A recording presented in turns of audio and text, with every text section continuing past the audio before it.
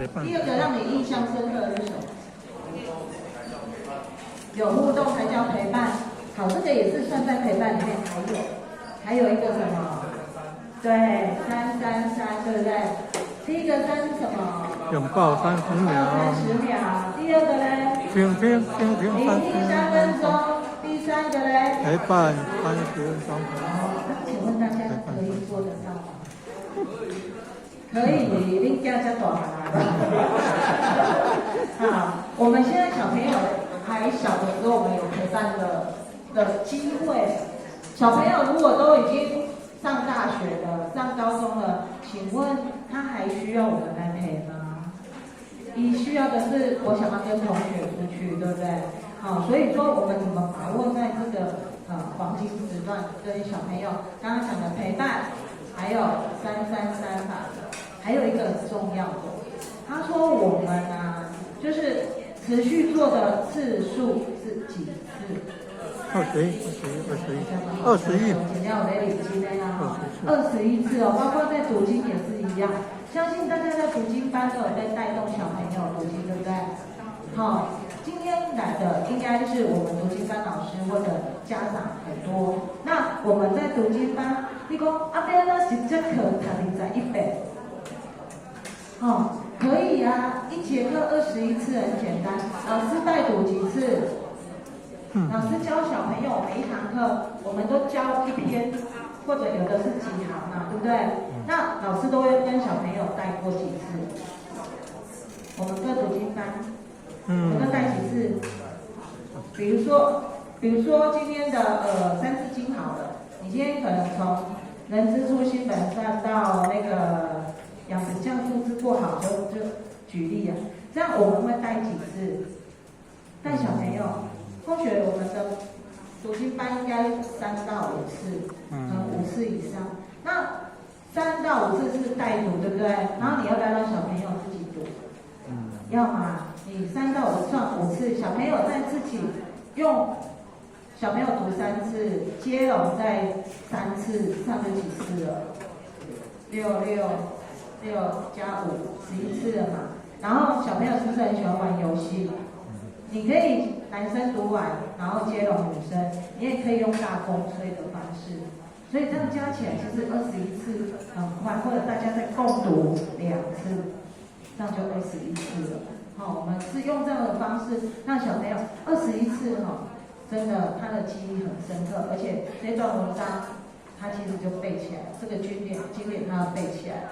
好，那我们呢，接下来的时间呢，我们就是要请我们的讲师来帮我们分享，他们从小朋友还小的时候，他怎么让小朋友怎么陪伴他读经，或者陪伴他阅读。那这个请我们的讲师用他的方法来跟我们大家分享。那我们大家用热烈掌声欢迎董慧卿讲师。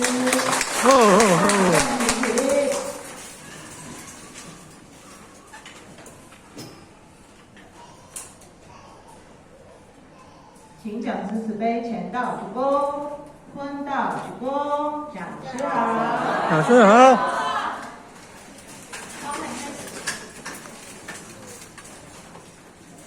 很开心哦，在这里跟各位读经班的老师、还有家长、还有全贤大的见面。那今天后学的任务是要来分享孩子从小读经，然后后学先注意一下自己的孩子孩子现在已经高中2年级，然后我们的孩子什么时候开始读经？其实刚刚那个校长刚整个早上讲的都是在跟我们讲绘画，不是废话是绘画，那个绘本绘画。对，其实后学要跟大家分享其实因为后学本身是学幼教，然后后学那个心脏很大颗，父母亲心脏很大颗，所以后学在21岁就开幼稚园了。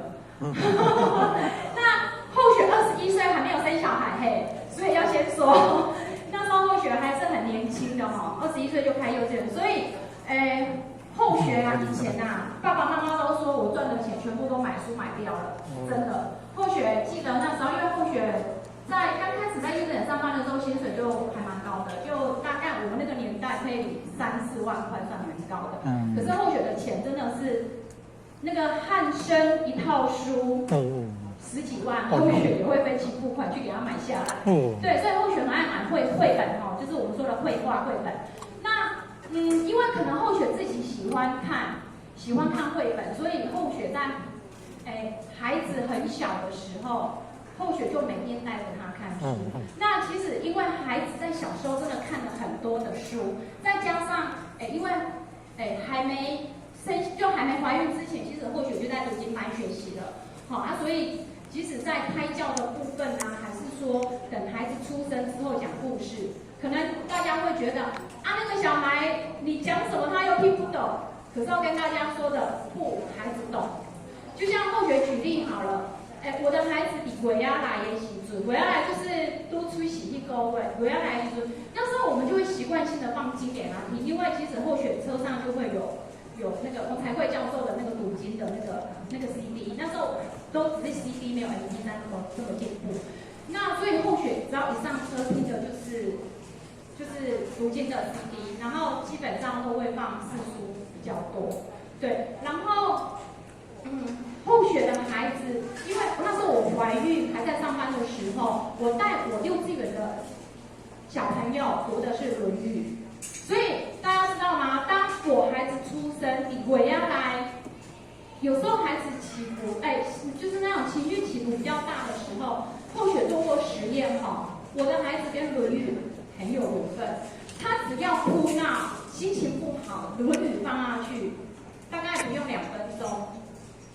他就不吵不闹了。然后后学也试过放《唐诗300首》给他听，可是呢，他听唐诗300首那个他就不爱。后学觉得很奇怪，他就不爱。然后所以后学就比较少放《唐诗300首》给他听。大部分放的都是我们儒家的经典，就《大学》啦、《论语》啦、《中庸》啊、孟子，甚至《道德经》、《易经》，后学都会放。所以其实后学是在还没有结婚之前就喜欢读书，也喜欢看绘本、绘画本也好，那也接触了读经。那孩子从小，大家有没有概念？3岁的小孩语词能力没有很好，对不对？但是后学跟大家报告我们家孩子3岁的时候，代表幼稚园去参加说故事比赛，拿了那个南台湾的1名。对，其实后学的孩子，他大概在10个月，语汇能力就很好了，就会叫人。10个月的孩子，可能很多人还不会讲话，对不对？后学的孩子还在爬，刚学站还不会走路，就会叫人，就会叫阿嬷、妈妈、爸爸、公这样子，就大概后学记得他是10个月左右。那后学其实有想过，因为自己是学那个幼儿教育的，所以自己后学有想过说，为什么我的孩子语文能力发展的这么好回推后学觉得胎教很重要，对，所以这是他先天的优势。好，那我们来讲后天嘛，后天就是从小，后学记得有一次我们家的孩子代表慈济去大爱电视台录影，因为他拿了我们台南的讲故事的第1名，他们的那个讲故事第1名，所以他就代表我们台南到那个台北那个大爱电视台叫什么地方，在那个海边山上，然后就去那边参加录影，然后那时候才小3，然后那时候就是上面主持人他们就在问下面的那个读书，就是参加说故事的小朋友跟妈妈，他后学印象很深刻那个师姑我们慈济都叫师姑，那师姑就问了一个问题说，你的爸爸妈妈还是你的老师曾经讲故事给你听，你听超过1000个故事的小朋友请举手，1000个，我们家女儿就举手了，然后当然有几个，但是没有很多。然后这时候我们那边师姑慈济的师姑她也是一个主播她就说啦，这些孩子他可以在这么小，大概小3的年纪小3以前，可以听超过1000个故事，这个孩子以后他的那个想象力会是比一般人更有想象力的。因为什么？因为10岁，大概10岁左右。你的孩子在10岁之前经历了1000多个人的人生，你们觉得他的想象力会不会很丰富？很丰富，很丰富，真的。所以呢，那时候或许就觉得，对，小时候虽然自己很爱看书，所以讲了很多故事给他听。后来他慢慢长大，后来其实孩子到大概小5的时候，因为我们读慈济隔壁是诚品，他常会跟我说：“妈，你晚一点来接我，你晚2个小时来接我。”他会去诚品看书，然后他去看什么？大家知道吗？小时候我跟他讲白雪公主，我跟他讲睡美人，我跟他讲那个长发公主，他去翻格林绘画本的真实版。你们有没有听过这种东西？有吗？有人有听过格林绘画版的真实版？他跟我说：“妈，你小时候跟我讲的故事都是骗我的，那个都是经过人修饰完美的。其实妈，你知道那白雪公主多恐怖吗？”大家想啊，他小5的时候他就跟我谈到现实面的生活。现实面的生活，就跟我说：“妈，其实现实生活不是这样，格林童话不是这么美的。”然后其实我有点讶异啦，怎么你会来跟我反映这些东西？那当然，我的孩子从小，后学记得他也是应该大概小1、小2吧。那时候我们神明山都有在举办读经会考。那真的后学小时候。第一，我们的孩子从小没补习，没上安亲班，所以后学都会跟自己的先生，就是说，真正是谈掉啊，偷偷的笑说，真正谈掉是安怎？因为我从小安亲班的钱，补习班的钱都省下来了，对，所以其实，或许觉得这个部分真的省很多，因为现在说真的，要考到没补习、没上安亲班的小孩，应该很少，对不对？对，真的很少。那后学是从小，就是从他不懂事，然后他上幼稚园的时候，后学刚都10点才送他上学，可是下午3点半一定去学校接他。为什么？那时候后学还住就是早上会带他回娘家哈。后学起床吃饱饭。就是起床会先说个故事，吃饱饭之后，或许会带他读经，会大概读2个小时的经，读完了之后，我才送他去幼稚园读书。幼稚园是一定要上，因为后学觉得人际关系很重要，所以那时候后学大概都10点或10点半送他去学校读书，读完书3点半，后学就会去接他，接了他第一个地方去的就是公园。就是去公园，他很喜欢溜滑梯，很喜欢荡秋千。那溜滑梯、荡秋千完之后，大概也是玩个2个小时。我们大概5点左右会回家，因为我妈妈饭就煮好了，就带她回家洗澡，然后就开始吃饭。所以其实后学都开玩笑的说啦，后学因为圣贤的这些四书五经，第一让后学省下了大把的钞票，因为他没有去做很多的补习。第二，他因为这些圣贤的书，他拉近了我的孩子跟我之间的距离。第三，我的孩子现在高2，玉柔现在高2，他成绩很好，很少在读书，真的很少在读书。他是考前读1个礼拜，他小学是学校第1名毕业，国中成绩也还不赖，现在上了高中也都第1名。对，可是那一天我们的老师，我们导师是北一女来的，好，我们老师就问说，你们家玉柔现在在补什么？我说。没有啊，我们家玉柔现在没有补习。他说，全部都没补吗？我说没有啊，全部都没补。他说怎么可能？高中的学生可以不补习，一个人自己读书还拿这个成绩？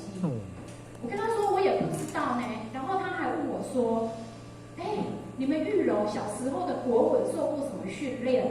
我说读经，没有什么训练，就读经，一直读经，一直读经。老师就问我，他读了什么经？现在跟大家分享，这是玉柔回来跟我分享的哈。他读了什么经？《论语》一定要读的，《论语》为什么哈？或许在这边跟大家分享，大家知道《论语》对高中生多重要吗？国中生也很重要，《论语》对国高中生很重要，大学也很重要。基本《论语》大学，如果可以，或许会觉得读经班多推啦，真的多推。还有，玉柔这一次代表就要去参加朗读比赛。我看他也都没怎么读，然后前3天就拿稿好像到30篇啊40篇稿就拿出来看。然后我就说天哪，这全部都文言文呢，你都没有背，你都没有准备，你怎么去比赛？他跟我说可以呀，我跟他说你看得懂吗？他跟我说懂啊。我跟他说我都看不懂，为什么你懂他的意思？他跟我说你第一次看不懂，第二次你看个如果文言文真的不懂，你看个5、6字就懂啦。这时候或许就突然去想到，我们老师问我的话，他的国文受过什么样的训练或教育吗？其实有没有？有，因为读经，大家去想，因为他从小接触的就是文言文，虽然小时候看的时候是不懂意思的，但是等到他长大，小时候大家知道嘛，小孩12岁之前的脑细胞连接的记忆什么卡的最快？记忆。所以小时候你必须要给他大量的文字去记忆。等他记忆之后，他上了国中，他就会开始从记忆转到理解去。那他转到理解去之后，这些东西自然而然他就懂了。所以现在的文言文拿起来，那一天我们还在讨论那个六祖坛经，后学备课，然后还讲不出什么意思。我们在吃火锅，他就跟我说：“妈，这个就什么意思？”结果后来我不太信他啦，因为我觉得你又没看过六祖坛经，你怎么知道他什么意思？后来我就上课，然后我就问了，我们不领类有趣，重回也有趣，我就跟他说：“这一句话是不是真的是这个意思？”他跟我说：“对，玉罗讲的意思是大概有8、9成。”对，所以那一天后来我们又这一次高2的班亲会。老师有请我去分享，就我跟老师说，其实读经对孩子就是小时候其实如果你们的孩子大了，我后学觉得也没关系，就是从当下开始。那后学也是，后学大概19岁开始接触读经，到现在也真的好久的时间了。但是真的，这个就像我们幼儿教育讲的关键期，你可以在孩子的敏感期训练他大小便，他就会大小便；你在他的敏感期训练他讲话，他就很会讲话。但是就像狼人就是山上的狼人，他在山上被狼养了，回到人间，你要教他语言，他学了很久学不好。为什么？因为他过了那个关键期。对，所以可是虽然过了关键期学还是有用的，可是后学要在这边跟各位很敬佩的那个读经班的老师还有前贤们，大家做的，大家知道吗？你们可以坚持在读经班带读经教育，其实这是一个很大的功德。而且就像刚刚校长讲的，真的，这是迪山跟后学讲的，他说他可以全线在伙食团，我照顾别人家的孩子，我们家的孩子谁顾？上天就帮你顾了。今天大家可以把时间拨出来去带读经班的学生，把时间奉献给其他人家的小孩，你的孩子会不会遇到贵人？会会遇到贵人，真的这是后学的亲身经历。那作文因为接后学没准备，有兴趣可以跟后学说，后学可以转发玉柔的作文给大家看。玉柔的作文从开始写都拿满积分，对，他作文随便写都满积分，真的是随便写都满积分。然后现在在慈济学生会当学生会会长，这2天带着学生去开元国小当志工，后学都开玩笑说：“哇塞，你的人生也玩得太开了。”高2呢，大家有没有想过，高中升高2准备要考大学，有没有压力很大？应该是压力很大的时候，对不对？可是我也觉得他很自在，就该做什么做什么。然后有时候我会跟他说：“你认真一下，读一下书啊。”他跟我说：“不用就是要能读能玩才是人生，当书呆子也不是很好。”然后他就会跟后学讲黄崇飞，他说：“你看，那阿公爷还不是一样，对不对？很会玩，还不是一样怎样？对啦。”所以其实后学觉得，真的后学觉得很开心走进佛堂然后上天给后学一个很大的礼物。其实后学当初是生不出小孩的，真的生不出小孩的。然后后学有去cos battle。跟上天说，毕生投入读经教育，我要去用我的一辈子去带别人家的孩子读经，然后我希望我能够迎接一个孩子，对，然后这个愿发了，慈悲岛扣完愿发了之后，没多久就怀孕了。对，所以其实或许觉得很开心、很棒。然后真的在这边大家如果真的带读，因为后学也会，因为后学住湖美，从湖美每个礼拜要回咖喱开车，尤其到时候又塞车，大概要开40至50分的车，每个礼拜要这样开回来，然后回到家都11点多了，是有时候也会疲惫。但是或许每次只要想到，别人家的孩子，或许他的父母亲没有读经的概念，但是各位老师们会因为你们的这些坚持跟信念，带着我们这些孩子读经，其实大家真的没有骗大家，大家都是功德无量。对，而且这些孩子长大会感谢大家，而且也会因为我们这样的一个行为，我们的后辈他们会得到更多贵人的帮助。对，那后学就分享到这边。那如果有什么问题，因为我们时间有限，所以如果有什么问题，那后学真的会晚点走，来找后学聊聊，聊功课也可以，相信有很多人功课上可能会有一些那个聊功课也可以。好，那后学就跟大家分享到这边，谢谢大家。谢谢啊，有事。感谢讲师慈悲前道鞠躬，坤道鞠躬，再次热烈感恩，谢谢。